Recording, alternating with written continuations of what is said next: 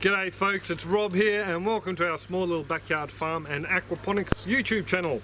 Today's clip is a little bit different to most. It's a little bit of a collection of clips that we've posted over to our Patreon wall. Anything from around 60 seconds to 5 to 6 minutes in length. For you folks who aren't quite aware what Patreon is, it's basically a website where you can show a little bit of monetary support to your favourite YouTube creators, and yeah, it just helps them out, pay the bills and that sort of thing. In return, what I'd like to do is post little exclusive videos and photos, and we also hang out and have chats once a month at least. So there will be a link in the description below and a little button you can press at the end of the clip if you want to suss it out. Today's clips are just a few that I've knocked together from bits I've posted so far this month, and I'll be following up with a couple more between Christmas and New Year's as well. So hope you enjoy the clips and I'll catch you at the end. This is insane. Don't think I'll be getting up to much in the patch this afternoon. Poor bananas are copping a battering. About to get a bit of a storm cell come through, so I shall leave mulching the Chinese elms till another day, and those perpetual spinach seeds will just have to sit on top of the shade house a bit longer. So I think this one's going to be a bit of a doozy. This is insane. I'm in the car park. I can hardly see where I'm going, so I'm going upstairs. And the phone just fell over. There's a little bit of rain coming in. This is cool. I'm just going to park here. I don't know if you can hear me, but the storm hit and we got a phone, Maya got a text from her friend saying they had hail. So I drove the car underneath the car park down here at the local shopping centre. And yeah, it's a little bit wet down there. Probably about 10 centimetres, 4 inches of water. So it'll be interesting to see what sort of damage is done when we get home. I know the fish tank are going to be overflowing, or some tank I should say. And with this wind, I'm just wondering whether the tarp is going to be still connected to the house or over the roof of the house. So yeah, I've got about another 10-15 minutes of this and then we can go home and suss it out. Not holding out much hope for the tarp at home looking at that. So now I'm just going to drive home and we will see what sort of damage is done.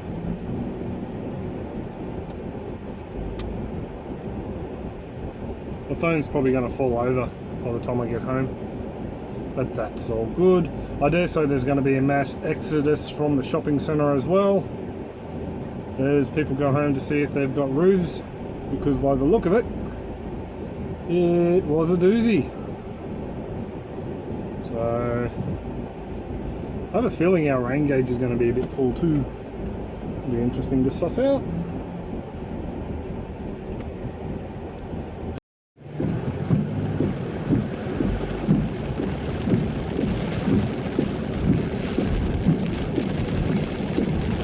The service station's been hit. A few bits and pieces knocked over.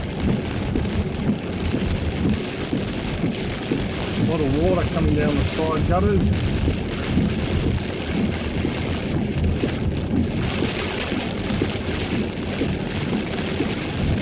Could almost go white water rafting in that.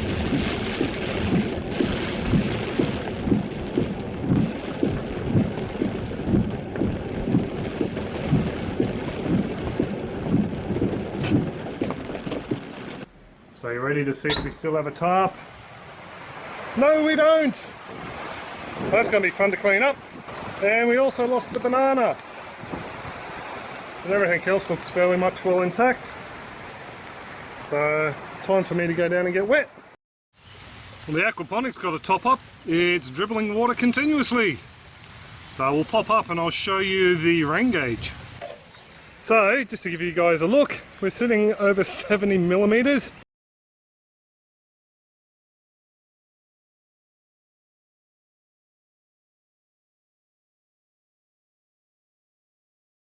for less than 20 minutes of rain. I'm just absolutely dumbfounded of the amount of rain that hit. And just to show you, the banana's back up again, but unfortunately the tarp can't be saved. The leading edge has been ripped off and all my piles of stuff to clean out have been blown around the yard.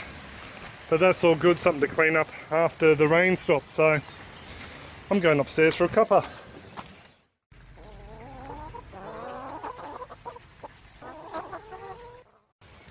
G'day folks. Erica asked the other day about transplanting aloe vera, or actually breaking off pups and whatnot, and I thought I'd show you how we've done it here. You can see the one in the base of the banana pouch just over there, so I thought we'd start with that one and then I'll show you the other plants we got down the back. So this section here is one I think I broke off the mother when I was whippersnippering, or I may have come off the aquaponic one, I can't really remember.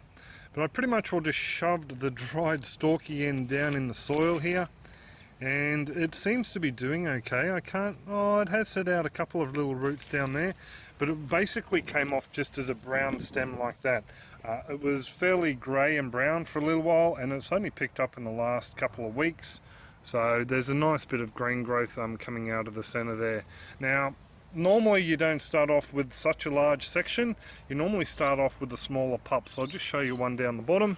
So just down here we have the mother container, or this is the container we planted out all those years ago. Now you might be able to work out this little pup or plant down here isn't actually joined onto this main stalk. It's just off to one side. You might be able to work out the little roots. I'll see if you might be able to work out the little roots down there. I'll see if I can twist it out. So it does grow from a little bit of a stem, as you can see in the center, but then it forms off its own separate roots and eventually becomes a separate plant. Now this one here, I don't really need another aloe vera plant, but I might just go stick it in the aquaponics for the fun of it. They are very easy to start. Normally something like this you just pop down in the soil and away you go. If I plant it in the aquaponics, actually, you know what? Oh, I was going to plant it there, maybe not. I'll try and find somewhere else, maybe in the ground actually. Might pop him down here. Just under the mango tree here I've popped in a Queensland arrowroot. It was just something I used for a photo for the last perennial clip, so I decided to plant it out here. And I might actually pop this one down behind it. So I will need to give it a bit of a water. Oh, it's fairly moist down there actually. I suppose the benefit of having wood chips. Plant her down there like that. Give her a bit of a water. And you'll see in future clips how well she goes, but it's pretty much all as easy as that. Generally they like a little bit more TLC, maybe a little bit of potting mix in a small pot or something like that, but they are a very hardy plant and do root fairly readily in the soil. So this Queensland arrowroot wasn't watered in either, so she'll probably appreciate a decent drink. Just down here underneath this mango tree, I'm just going to try and create a little bit of a, sort of like I don't know, a little green oasis-y sort of feel. Eventually, hopefully, that peppercorn vine will grow up either the mango or a trellis over the back there. I think they do require a bit more light, so something I have to look into. You might know Alan. I saw you've got loads of seedlings going on at your place. Down on this aloe here, you might be able to see how it's got a nice long brown stem. This is pretty much what happened with the one that I planted out with the root pouch banana. So just a long brown stem, and I just snapped it off down the base. I mean, any of these little guys here with the long stems, we could do the same thing, just break them off, pop them in some moist potting mix in a pot, baby them along a bit, maybe in a sheltered position, and they should take fairly readily. But it does help if you get just the small little pups. They just tend to set down roots a little bit better. So there you go. I hope that helps you somewhat, Erica, and anyone else who is interested in the yellows. What I might do is I might just take you up and show you the banana. I've got the camera and a torch set upstairs so I can record the bat if it comes back tonight. There's actually a little native bee on there at the moment, if the phone will focus before he flies away. I don't know if you can see him crawling around one of the flowers there. But the fruit itself doesn't look like it's had much damage done to it, just a few surface scratches. So hopefully I'll get some vision of the flying fox tonight. I'd like to include it on a clip I want to shoot on the bananas. So I've got a bit of footage from the bananas out the front and native bees and whatnot. So was planning to make it this weekend's clip, but yeah, may not happen yet. So there we go. hope you enjoyed that little bit of a look at the yellow and the nanas, and I'll catch you online. Cheers, folks. Children, can't live with them, can't eat them. Oh, shush.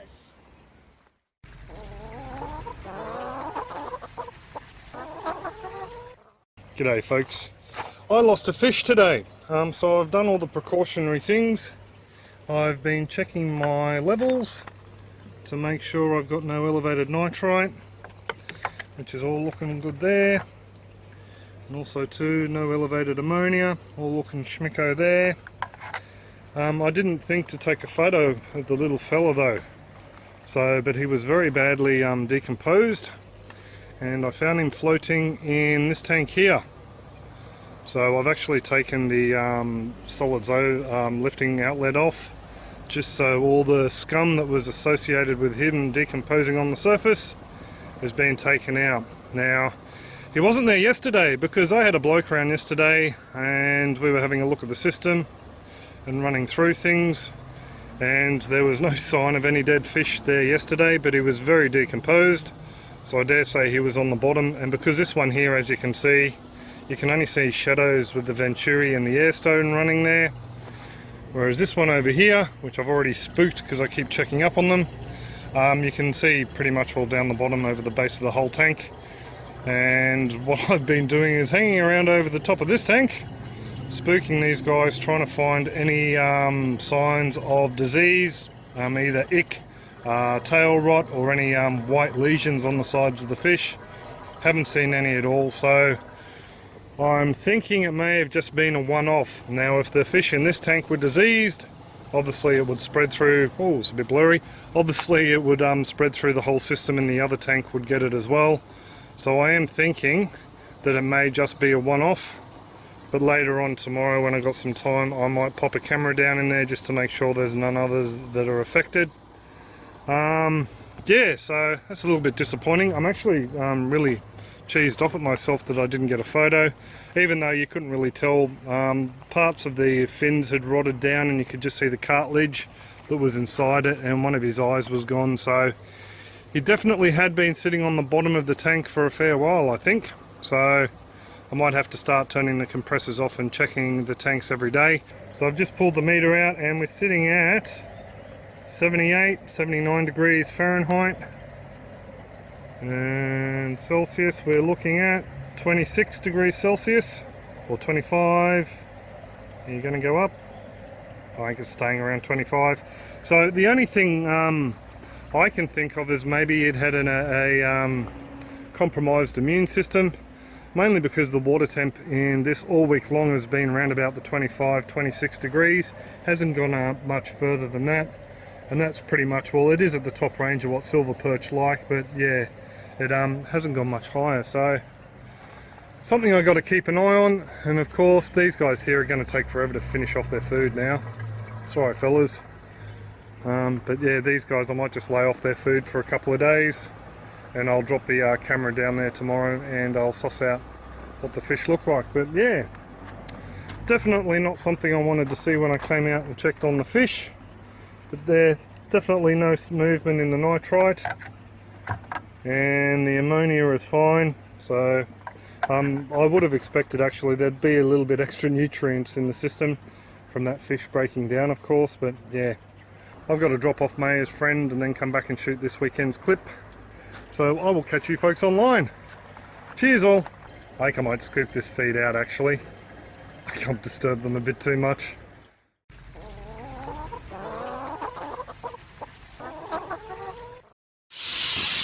So folks, I don't know if you can hear me, but this is where those lorikeets that are so loud in my clips come to roost every night.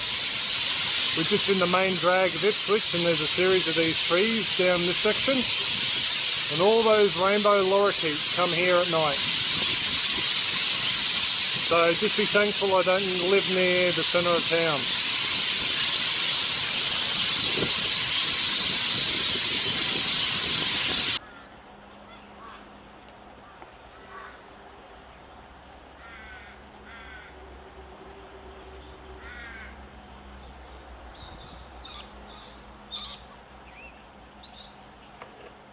So I hope you've enjoyed that little Patreon compilation, folks. There'll be another 2 posted between Christmas and New Year, so you can come back and suss them out if you're interested.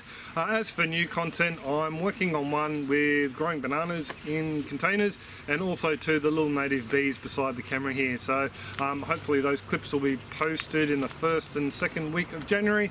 We'll just see what happens over the Christmas holidays and what Bianca gets me to do around the place. So if you do want to check out what I offer on our Patreon page, you can click on that little button down there or click on the link below, and you can suss out the different perks you get at different levels. There's also a couple of thumbnails there on other videos if you're bored and you want to suss out some aquaponic or wicking bed gardening. I do hope you're all well and happy, and I do hope you have a fantastic Christmas and wish you all the best for 2017, and I will catch you soon. Cheers folks, have a great one.